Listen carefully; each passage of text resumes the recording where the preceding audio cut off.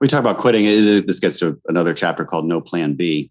And what I lay out as a concept there is not necessarily that you shouldn't have Plan Bs as defined as contingencies in your life. You should always have contingencies, but there's a mindset where that contingency becomes a crutch. And I talk about this in terms of SEAL training called BUDS, Basic Underwater Demolition / SEAL training. That's the famous training that everybody's familiar with Hell Week and the boats on your heads, running miles and miles, getting wet and sandy and coming in and out of the cold Pacific Ocean. That's BUDS. And if you go into BUDS with any other idea than you will die before you quit, then you will probably quit, because the contingency is pretty obvious. It's warm coffee and donuts. If you just go ring the bell 3 times and you say you've quit, that's your plan B. You will reduce your suffering to a minimum if you do that. But if that is truly an option for you in your head, then you'll probably take it, especially in the face of great adversity, which this training certainly is. Yeah. And so plan B doesn't mean don't have a backup plan. It does mean have a mindset where you're going to aim higher, where you're going to aim for your fundamental purpose. And quitting is a tricky word, because really, if you quit. Changing courses, as you mentioned, is not necessarily quitting. And I point out, you think you want to be an artist, and this has been your dream for God knows how long, but honestly, you suck at it. And that your talent just cannot catch up with your aspirations. And that's a reality. And if you move to something else, does that make you a quitter? I'm not sure. I'm not so sure it does. Yeah, exactly. Well, then that's just learning from experience, and I was thinking when you were talking about no plan B, I thought, oh yes, well, that's marriage, because the great psychologist Carl Jung, he thought, well, marriage has to be an unbreakable vow. Why? Because you have to be in 110%. And if you have a backup plan, which is, well, if this doesn't work out, I can always find someone else. It's like when adversity comes, which it will, because you're bound together with this person for life, and life is adversity, then if you have this lurking way out, you're not going to do the work necessary to struggle through what you have to struggle through to continue to forge the relationship with your wife. And so we even know this, I would say, clinically in some real sense.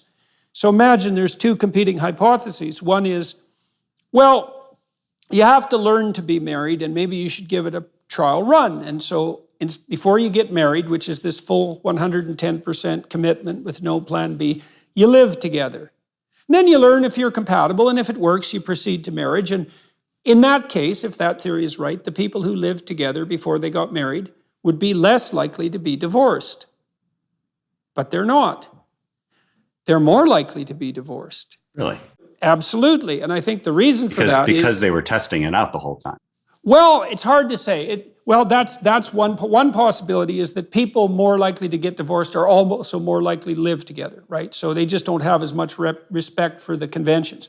But the other possibility is, well, what are you saying when you live with someone? What are you really saying? And I know what you're saying. I know what it is. It's like, I find you acceptably attractive for now, but there's some real possibility that I could do better. And maybe you could too. And if you'll allow me the possibility that I can trade up, I'll allow you that possibility. And in the meantime, we'll just exploit each other and see how it goes. It's like, well, how the hell are you going to forge a lasting relationship on that basis?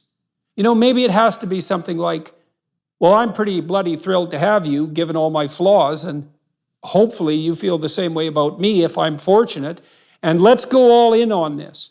Like 100%, knowing it's going to be a catastrophe, because life is a catastrophe. We're not going to step outside. We're going to make the best of this, and we're going to swear to do that, because that'll give us the fortitude necessary to actually be desperate enough to make it work.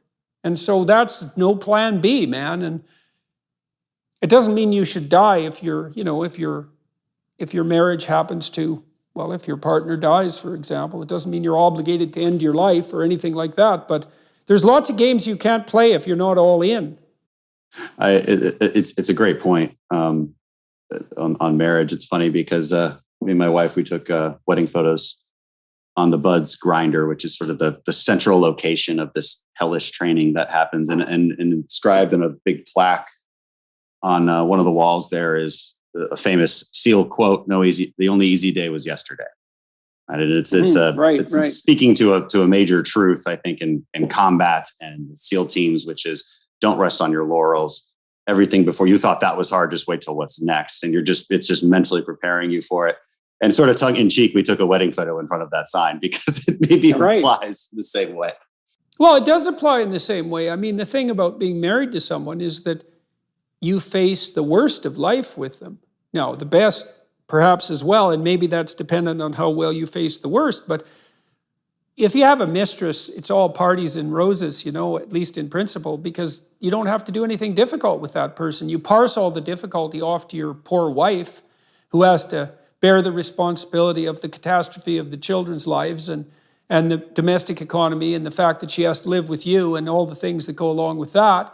So she has all that burden, and this other person is just a vacation. It's like, well, that's not a very good plan.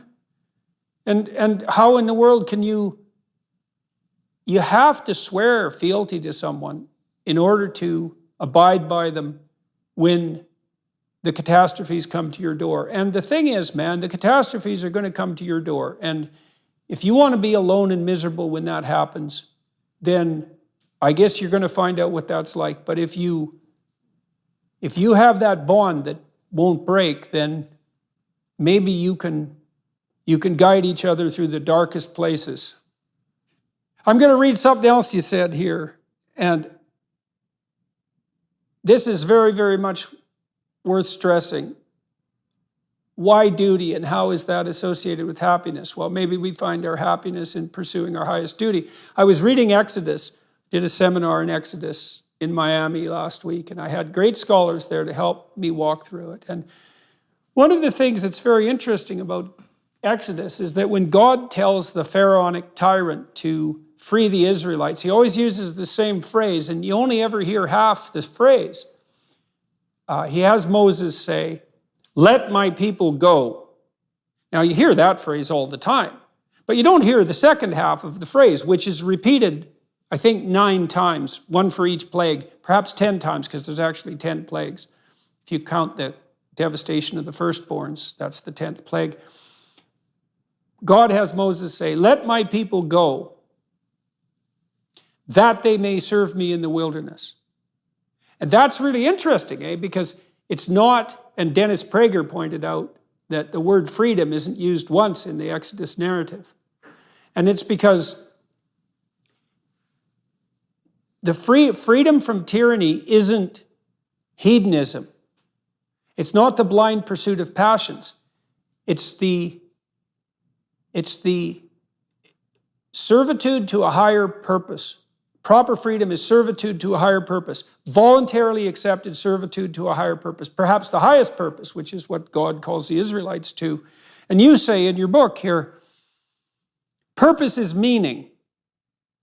That's a hell of a thing if it's true. Purpose is meaning, especially if you find purpose in duty and responsibility, and I think you genuinely do, in sacrifice. I think that's true, deeply true.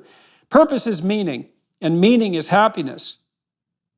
We don't think about happiness enough, and when we do not necessarily think about it properly. Happiness is neither joy nor entertainment.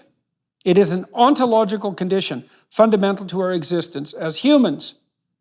It's notable that when the founders drafted the Declaration of Independence, they listed up front 3 things to which we are all entitled: life, liberty, and the pursuit of happiness.